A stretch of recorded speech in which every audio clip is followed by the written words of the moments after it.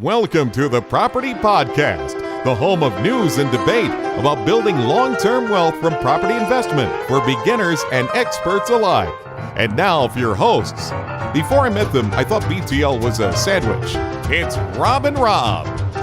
Welcome to the Property Podcast, episode 18. I'm Rob Bentz, and joining me every week is Rob, the Property Geek Dix. Rob, are you there? I am here. I am in Berlin, and it's really good to be here. It's good to be back to normal after that very grueling but very enjoyable live show last week as well. We're going to be going back to our recorded format this week, and we're going to be talking about leverage, what it is, why it's good, when it's not good, and how to decide exactly how you're going to use it. And of course, we're going to have a weather-related news story as well, because this is a British podcast after all. Yeah, and it's only polite to talk about the weather. But before we get going, as always, we'd like to send some love and appreciation to our iTunes reviews, and they are continuing to come in, so thank you very much. First off, we've got Mesneb, who says, great advice for someone as young as myself looking to start out, presented excellently with the listeners in mind. Looking forward to more. Dr. Kidd says, Rob and Rob are providing invaluable first-hand experiences and informative to anyone aspiring or even already involved in property investing. From strategy to useful websites and tools, the podcast is full of golden nuggets. Well worth a subscribe. And don't like the nicknames, I hope that's not ours, says, very well presented and professionally produced. Informative, detailed, but not too heavy. Not sure about the silly introduction, though. Rick is still getting a panning.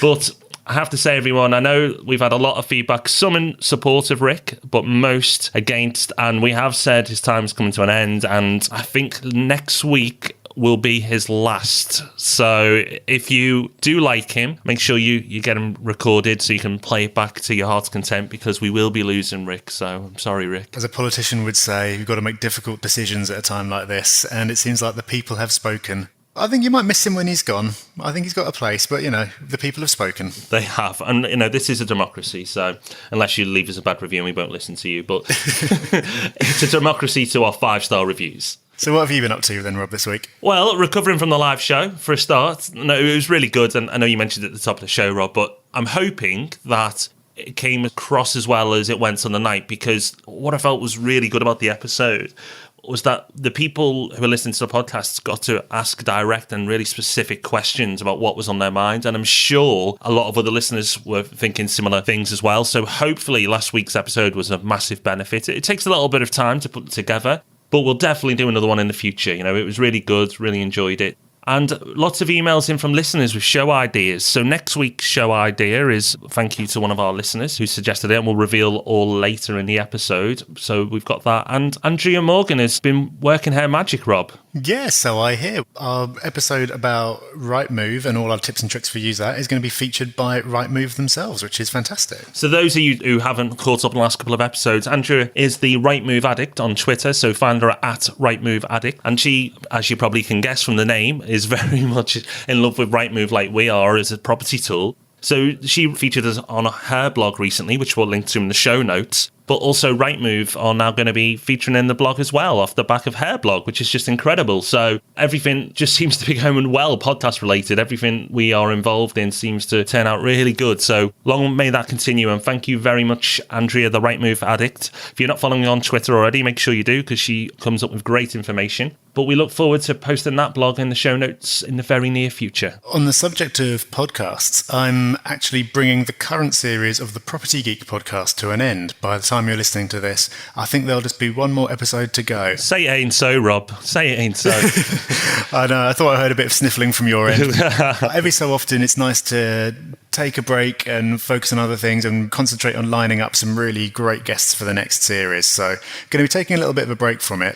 If you're a listener of that and you want to find out when it starts again, joining the mailing list is the best thing you can do, because I'll be announcing when it starts again on there. And I'll also be announcing in advance some of the guests on that, so you get a chance to actually submit some of your own questions. Because I think one of the things I've learned from this podcast is that when it's the listeners asking questions, that's always the very best thing and you get the best material. So I'm going to experiment with that and see if we can get some advanced questions from listeners. So that's going to be really interesting. I'm also been busy putting together an 8-part email course for property beginners. I've got my book, of course, but then I know some people like to just kind of have information drip to them over a period of time. So I've put together an 8-part email course, and you can sign up for that at propertygeek.net/course. That's where I take some of the concepts from my book, like 8 of the most important things that I think you need to know as a beginner so you can go into your first property investment with confidence. So I'll be interested to see how that goes and what reactions I get to that. And so to sign up for that, it's propertygeek.net/course. I'm going there now, Rob. I'm going to sign up. All right, well, let's get moving on to the news then. And as I said earlier, weather related, of course. A recent study suggested that when the weather improves, so do sales prices of property. As we've had a bit of a heat wave recently in the UK, if you're listening to this, sod's law, it's probably peeing down, but because it's a couple of weeks on. But hopefully the weather has continued and we've got amazing sunshine still. And if that's the case, then property prices will be booming because apparently longer, warmer and sunnier days have much more positive effect on buyers than rainy days. So what do you think of that, Rob?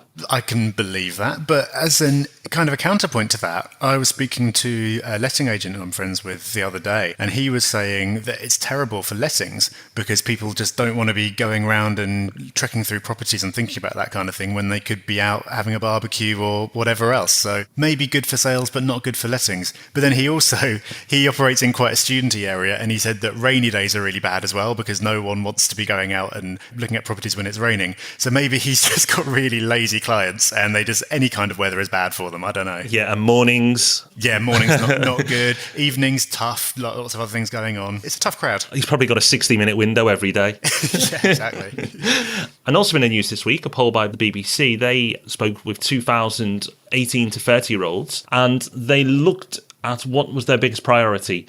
And 61% of them said owning their own property was their biggest priority, well ahead of getting married, going to university, or buying a car. 61%, that's huge. It shows that young people are still very much switched on to property. And maybe, Rob, when these first-time buyer schemes come out in January, that will have certainly an impact on the market. Yeah, I thought that's really interesting because there's this whole generation rent catchphrase, isn't there? And everyone's sort of saying, oh, well, maybe now everyone's going to get used to renting and it'll become a bit more like in mainland Europe and people won't have that home owning aspiration anymore. But if this study is to be believed, then it seems like the people renting at the moment is very much circumstantial and the desire for home ownership isn't going anywhere. And so, yeah, we might well see that changing as circumstances change. So, yeah, I thought that was a really interesting story. Okay, so should we jump into the topic of the week? Let's do it. So we are talking about leverage this week. It's one of those words that you hear and you probably have a vague idea of what it means, but you might not know precisely what it is or some of the things to consider around it. So that's what we're going to be talking about. People talk about leverage, people talk about gearing. And what does it all mean? Well, basically,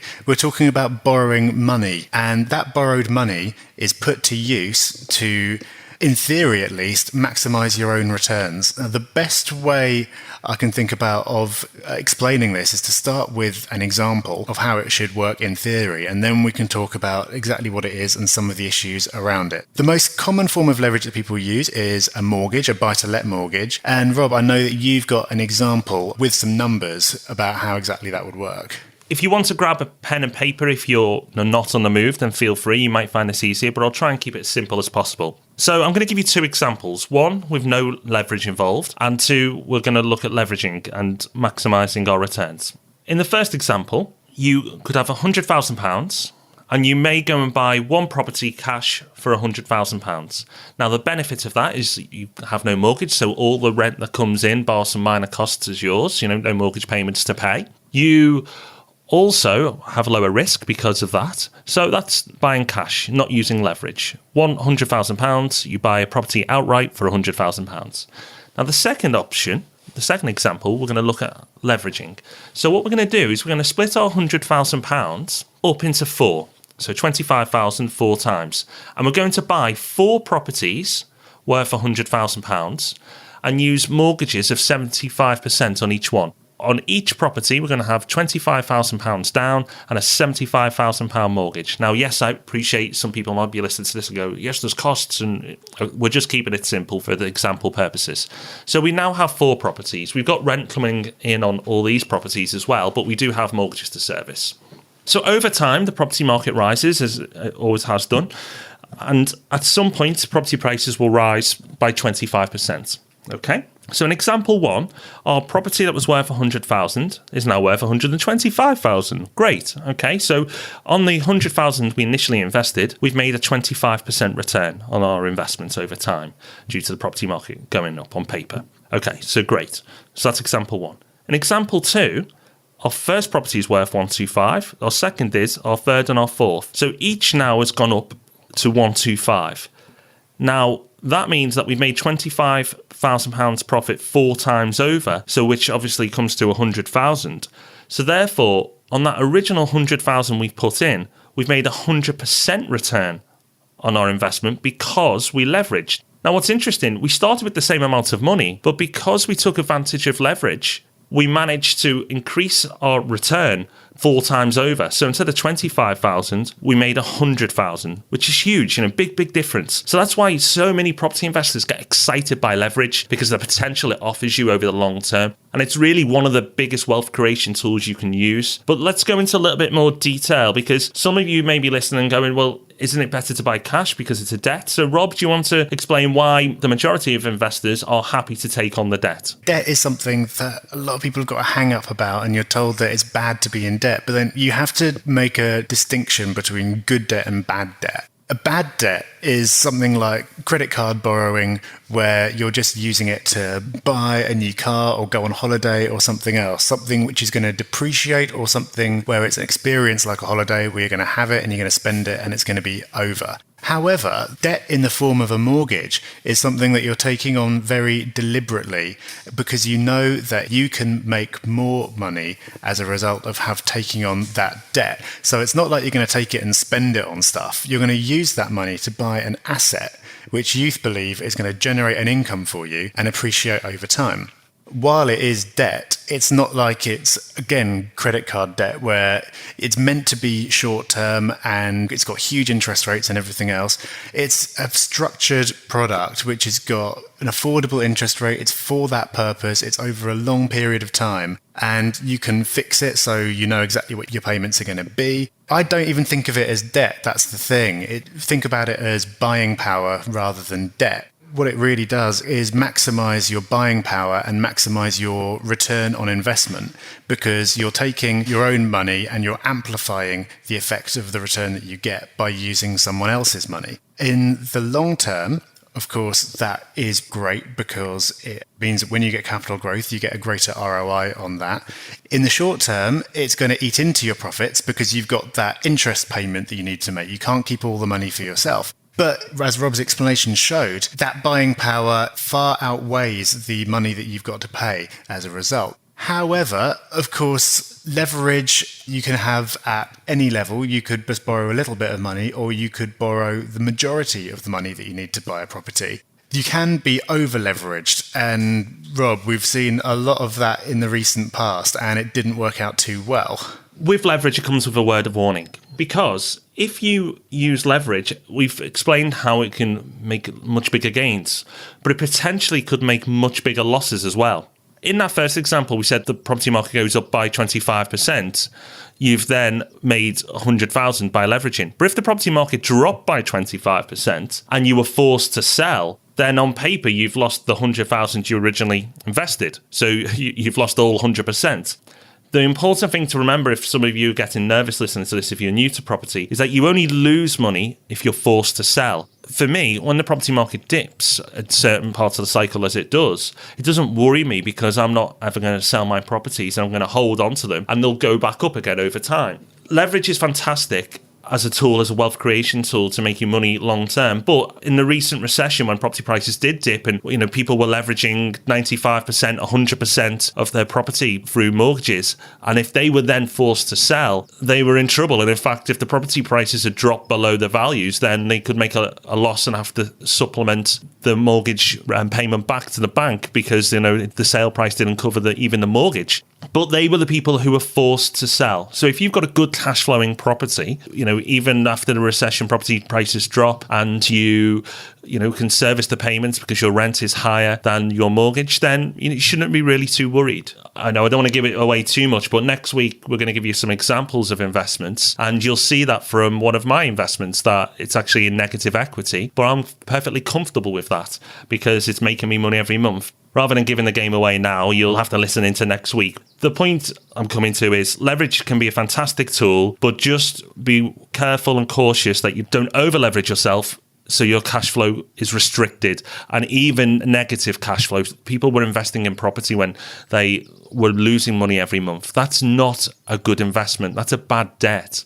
You're supplementing your investment. You should never be supplementing your mortgage. It means you haven't got a good investment. So just something to be cautious of when you're investing over time. At the moment where the market is, it's very hard to do that because the property prices are so good compared to rents that pretty much any property you buy will cash flow well. But just something to be wary of as the market improves over the coming years. That is the absolute key point. It's only a problem if you have to sell, and you never want to be in a position where you have to sell. You can choose to for different reasons at any time, but you just don't want to be forced, because then that just means that you're not going to be in a position to get the best price, and you might be forced to take a loss at exactly the wrong time. But when it comes to leverage, everyone's got their own comfort level, I think. Like, I know some people who want to take the absolute maximum they can at all times because they love this fact that it boosts their returns so much. They've got a model that they know works. They know exactly what to buy to make money. And so it's like, great, let's borrow as much money as possible because then I'll make more money.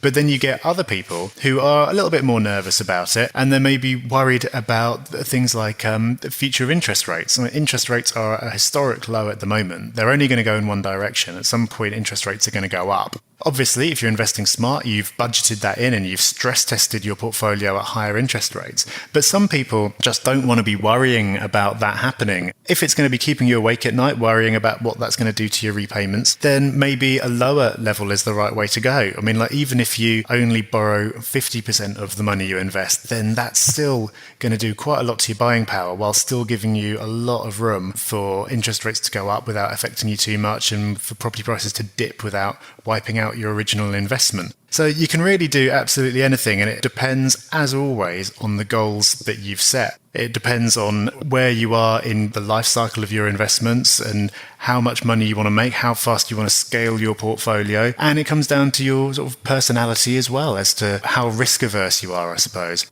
I wouldn't say necessarily, unless you're particularly cash rich, that you should avoid leverage completely, because like we say, it's there for a reason, and it's one of the very best things about property investment. I mean, you're not going to get a bank lending you money to invest in the stock market or in classic cars or anything else you might want to invest in. Property is pretty much the only thing where you get to take advantage of this. Depending on your circumstances, it probably makes sense to do so. So that's leverage. If you're new to property, you've learnt a lot there. And even if you're experienced, there's some things we've gone over that's refreshed it for you. So a lot of podcast listeners I've spoken to who are experienced investors say they love just the episodes that are basic and for newbies because it just refreshes the stuff they should be focusing on. So hopefully if you're an experienced investor, you got a lot from that. And next week's episode, you definitely will. So I can promise you that as well. But resource of the week, and we've got a bit of a fun one this week.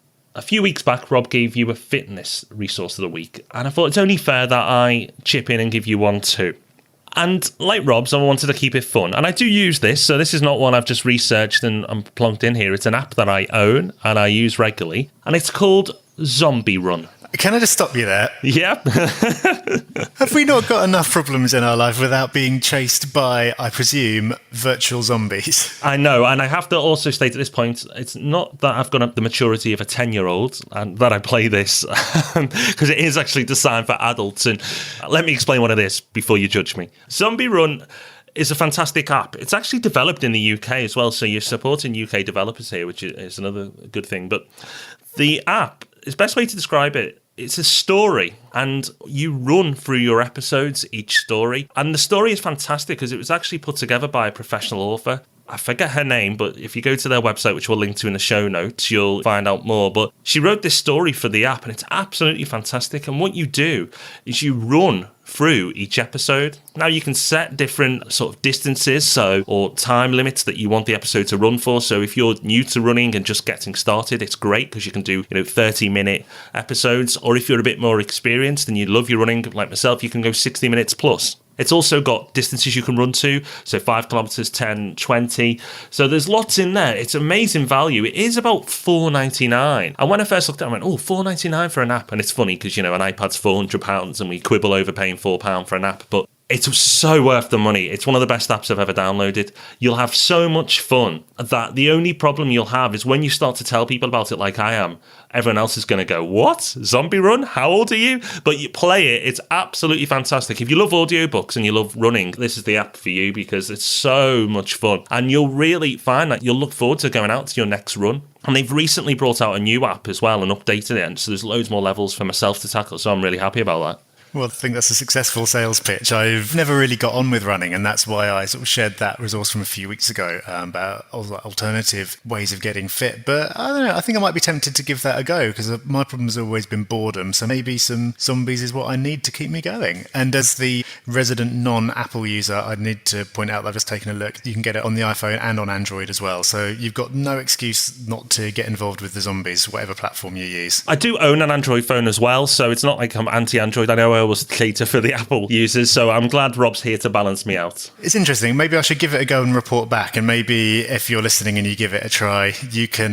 leave a comment and let us know how you got on with it. But next week, business as usual, I have a property book as the resource of the week for you. If you're thinking, when did this turn into a fitness podcast? It's not, but you want to be around to enjoy your property, so staying fit is important. It's just such a fun app. I thought I've got to throw it in one week, and I've been using it for months and months now, so I've been waiting to squeeze this one in. So go and download it. It's really good. But next week, we're back to property resources. And next week, you've got a very special episode as well, because it was suggested by a listener, wasn't it? It was, and we'll credit the listener in the show. But like I've said, there's been a lot of suggestions recently. But he contacted me a few weeks ago, mentioned some ideas he'd like, and what he wanted is tangible examples of what we've actually done ourselves. And I thought that was a fantastic idea. So we're going to actually look at our first buy-to-let investments and how we got started. Our first 1 or 2 investments each, explain about what we did well, what we didn't do so well, what we learned, what we do differently, and obviously our successes. That's going to be a really good episode. I think that's a great suggestion. It actually wasn't on our list, and we've got a massive list of episodes we want to do, and that wasn't there. So